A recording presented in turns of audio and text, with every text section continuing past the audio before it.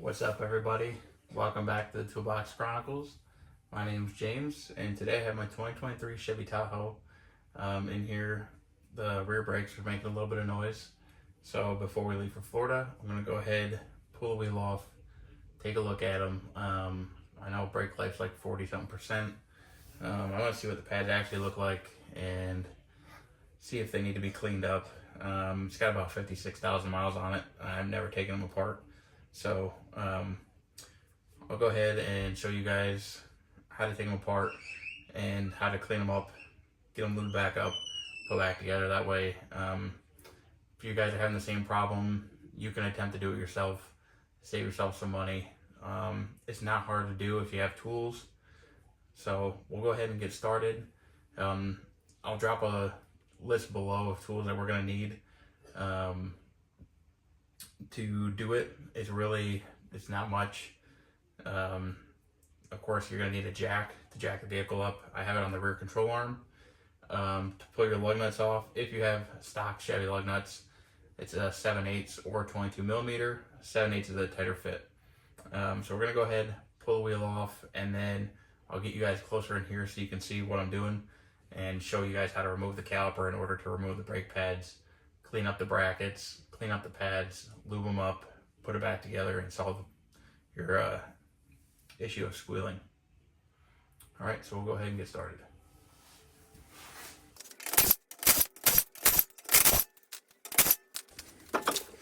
All right, so one of the first things I do want to mention is this is the passenger side. On the passenger side of this vehicle, there is no brake pad sensors. On the driver's side, front and rear are where your wear life sensors are going to be. Unfortunately, I did not make a video of the driver's side showing that. It is super simple still. You just need to make sure you're basically going to have an extra wire here. You'll have a plug. Unplug that and pop your sensor off of your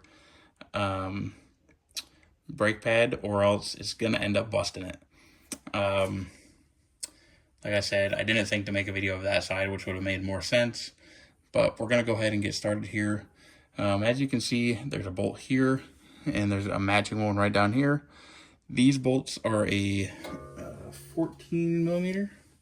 So you can use a socket, a wrench, whatever you have available to you. I'm going to go ahead and use a ratchet and a socket today. So we'll go ahead and get those bolts taken off, and we'll pull this out of the way so you guys can see how to remove the brake pads and everything. The other thing to keep in mind, you're going to want some brake clean and some brake lube. So this is what I use for brake lube. I've always had really good luck with it. You can pick it up at pretty much any auto parts store. It doesn't have to be this. If you have some sort of brake lube laying around, you can use it. This is just preference. And then like this, just some brake clean I had laying around from Napa. This works really good. This is unfortunately the non-flammable stuff, so it's not the really fun stuff. So we'll go ahead and get started here. The other thing is too, these are electronic brakes in the rear. So what you're gonna wanna make sure is that your parking brake is off. If it's not off, this thing is gonna be locked up real tight on your rotor. You'll never get it off. So make sure that's released, and then you can go ahead and pull it apart. Since we're not changing the pads, we don't need to reset anything. I believe when you actually do the pads, you need to put this in a maintenance mode with a scan tool. I'll find out after I need to put new pads on this thing. Then I'll make a video when I do. But at least for now, you don't have to do any sort of maintenance mode, anything like that.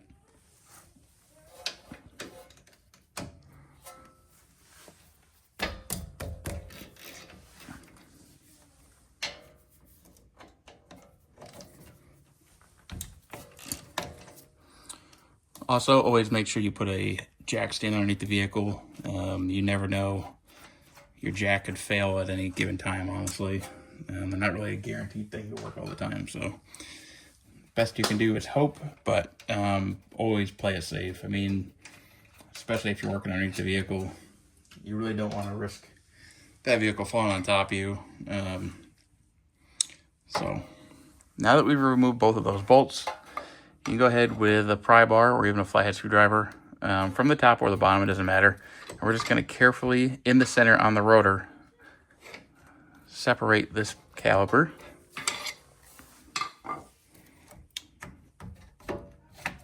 Okay. So now I'm going to rest it right here on the lower control arm. Some vehicles, it would make more sense to put a hanger on there or anything. You still can do that for your own peace of mind. I'm pretty comfortable leaving it the way it is, so I'm going to go ahead and run that. I'm going to go ahead and grab a pan. All right, so as you can see here, I mean, these brake pads are pretty good. Pretty good life right now, so they don't appear to need to be replaced. So we're going to go ahead and just take the pads out, use a brush, clean them up, and clean up our brackets here, and then we'll get it lubed up, put it back together. So you should be able to just slowly, lightly work these pads out. If you are in a northern state, probably it's not going to be that easy, depending on the vehicle, age and all that kind of fun stuff. I used to live in, oh, my light is dying, so I do apologize for that. Okay, so now we've got those out. As you can see, I mean, I still got at least half a pad, if not more. On the driver's side, this is where your brake pad sensor would clip into. So one other thing you want to make sure, as you can see here, this is where your piston rides. So you should be able to tell which side to put it back on, but just pay attention to which side you took them off. That way you're not reversing the sides or anything like that. So these don't look too bad, the clips, just a little bit dirty. So I'm gonna go ahead with some brake clean and just spray them off.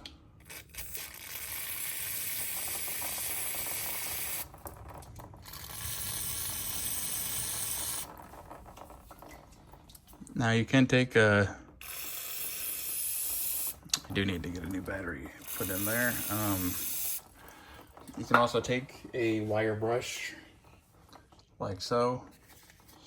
And like I said, these are honestly not that bad. Just a little bit of buildup of stuff on here.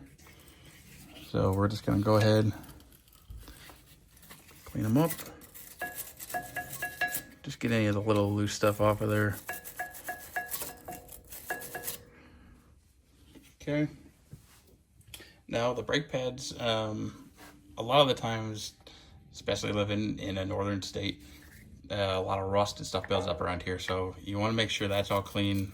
This is all honestly pretty clean here. So just need some lubrication to make sure that the pads can slide back and forth.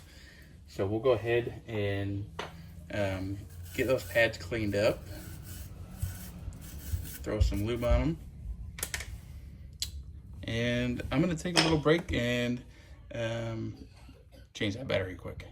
All right, now that we've got the new light hooked up here, I'm gonna go ahead and show you guys how to lube up the brake pads. Okay, so as you can see here, you wanna make sure that you got some grease on where it contacts the actual clip. That prevents any of that metal and metal rubbing sound. Okay, and just be sure not to get it on the brake pad surface.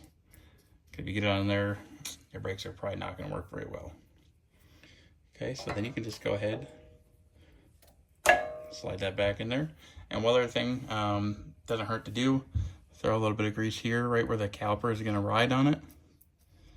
Once again, that just provides a little bit extra lubrication for that pad to, everything to move freely and smooth. Not cause any noises or anything like that.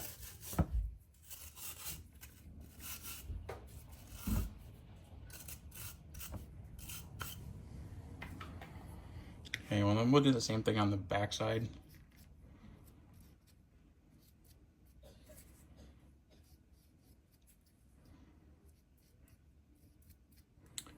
And then you can throw just a little bit of grease on there. Okay. And we'll go ahead and slide that back in.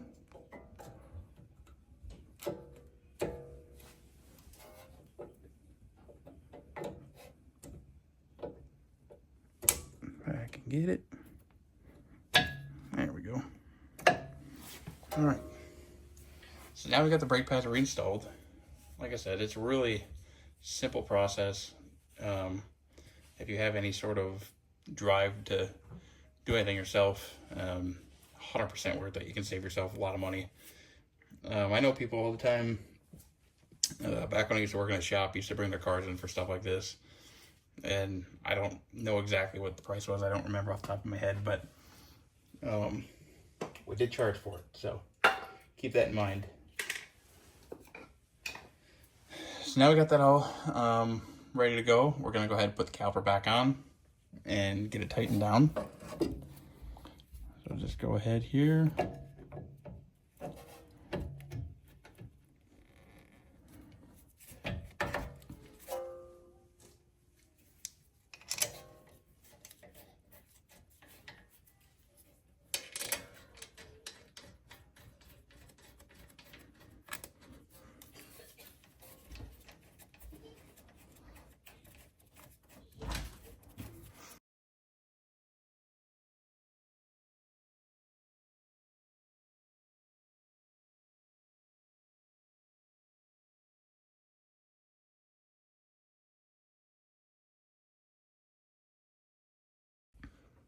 All right, so you don't need to do anything, super tight on these, but obviously you want them snug down good so they don't come backing off.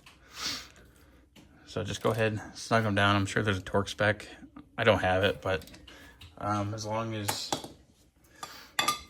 you've kind of got half a brain, you know when to stop and what actually is tight enough. So now we've got that back together. We can go ahead and put the wheel on. And as far as that goes, that's just, put the wheel back on, tighten it down, and then torque it. So I'm going to go ahead and end the video here.